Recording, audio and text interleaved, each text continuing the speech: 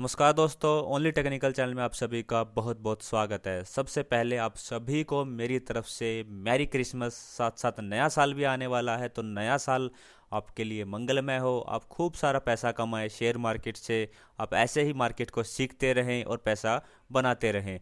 चलिए अब बात करते हैं शेयर बाज़ार की।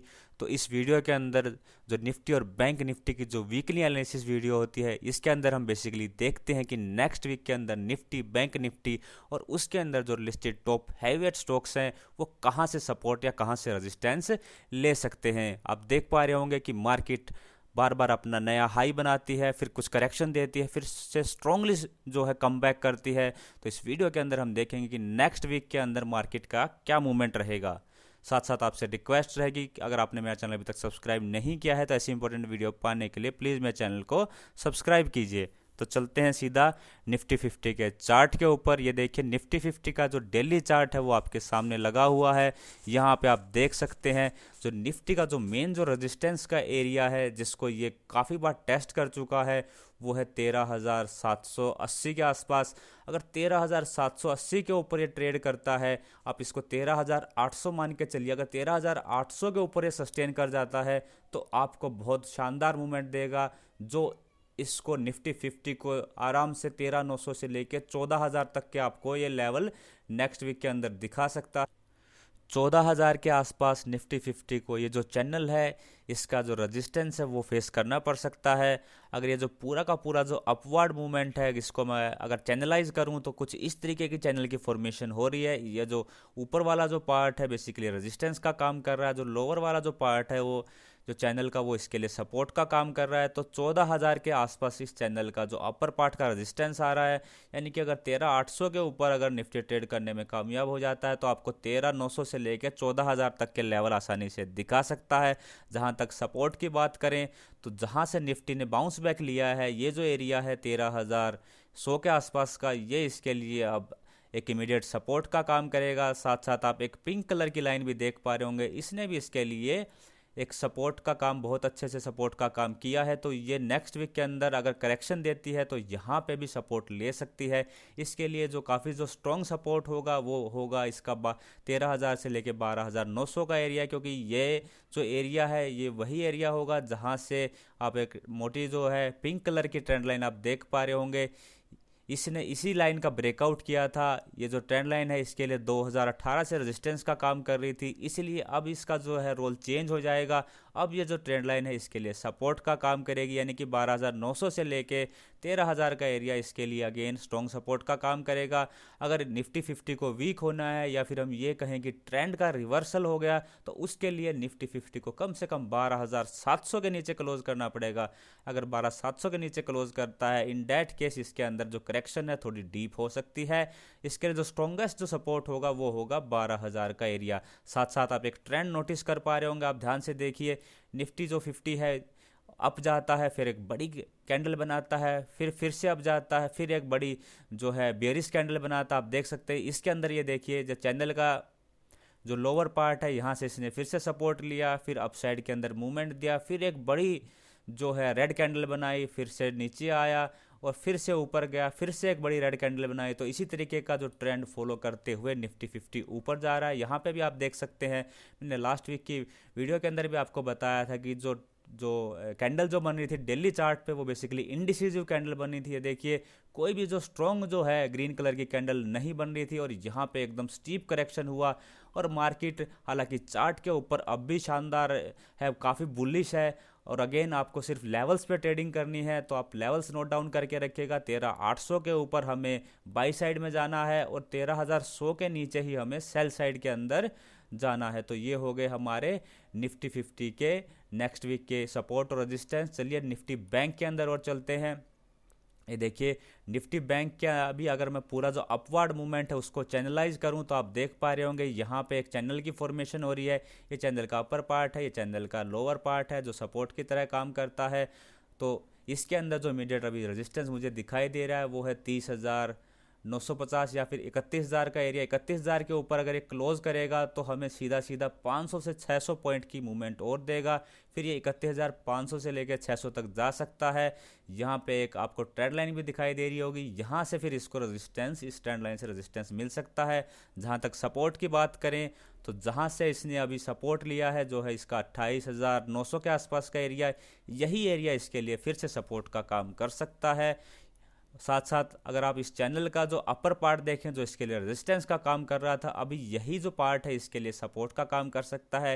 यानी कि 28,900 जो है वो इसके लिए एक स्ट्रॉन्ग सपोर्ट का काम करेगा। हाँ, अगर 28,900 के नीचे ये क्लोज करता है इन डैट केस, फिर इसके अंदर 28,300 से लेके हमें 27,700 तक के भी लेवल नेक्स्ट वीक के अंदर मिल सकते हैं। लेकिन अगेन आपको लेवल्स पे ध्यान देना, 31,000 के ऊपर हमें बाइंग में जाना है और सेल साइड के लिए हमें कम से कम 28,900 के नीचे अगर ये क्लोज करे, इन दैट केस ओनली हमें सेल साइड के अंदर जाना है। फिलहाल इसका भी जो चार्ट है, निफ्टी 50 का भी जो चार्ट है वो काफ़ी बुलिश है, हमें इसके अंदर अपसाइड की मूवमेंट की ज़्यादा गुंजाइश दिख रही है।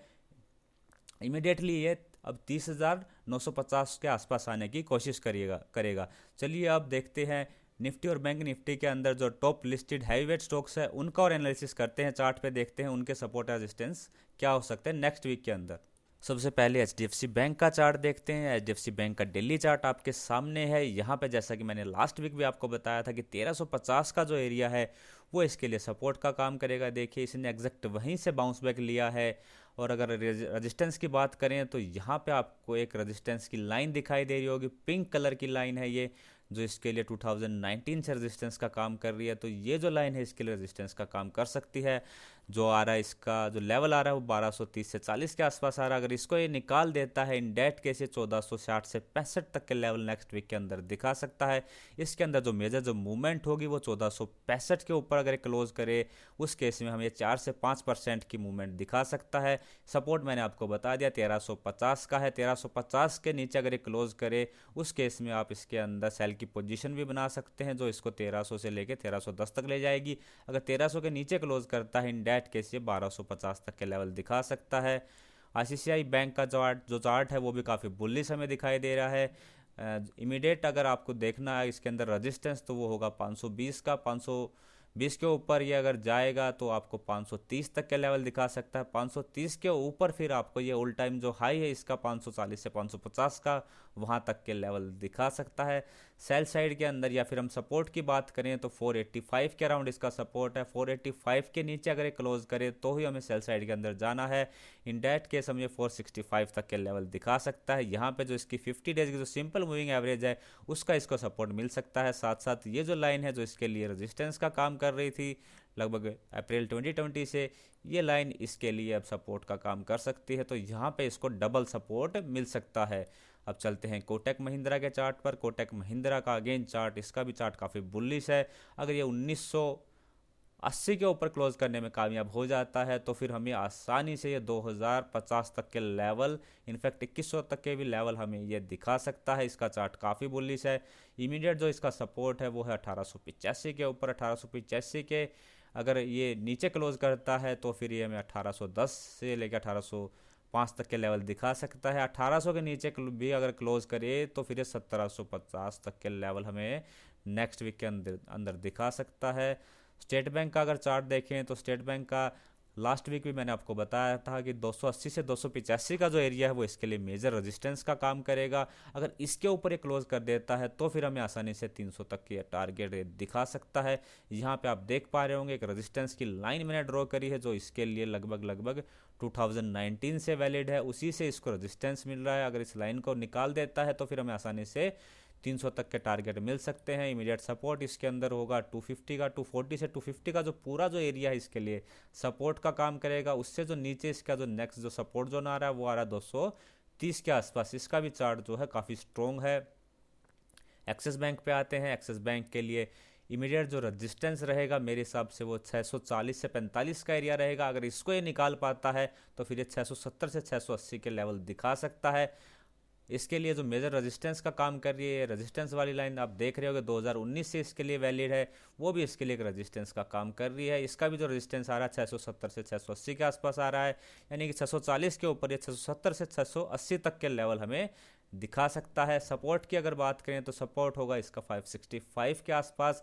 565 के नीचे अगर एक क्लोज करे तो आपको 535 से 40 तक के लेवल दिखा सकता है। अगर रिलायंस की बात करें तो रिलायंस के अंदर ट्रायंगल पैटर्न की फॉर्मेशन हो रही थी और ट्रायंगल पैटर्न का इसने ब्रेक डाउन दिया था और लगभग हमारे सारे टारगेट इसके अंदर अचीव हो गए हैं। इसके लिए जो इमीडिएट सपोर्ट का जो लेवल होगा वो यही लेवल होगा जहां से इसने बाउंस बैक लिया है, यानी कि 1840 से 1850 का जो लेवल है इसके लिए स्ट्रॉन्ग सपोर्ट का काम करेगा। इमीडिएट जो रेजिस्टेंस है वो इसके लिए 2040 का लेवल होगा। 2040 के ऊपर ये हमें 2090 से 2100 तक के लेवल दिखा सकता है।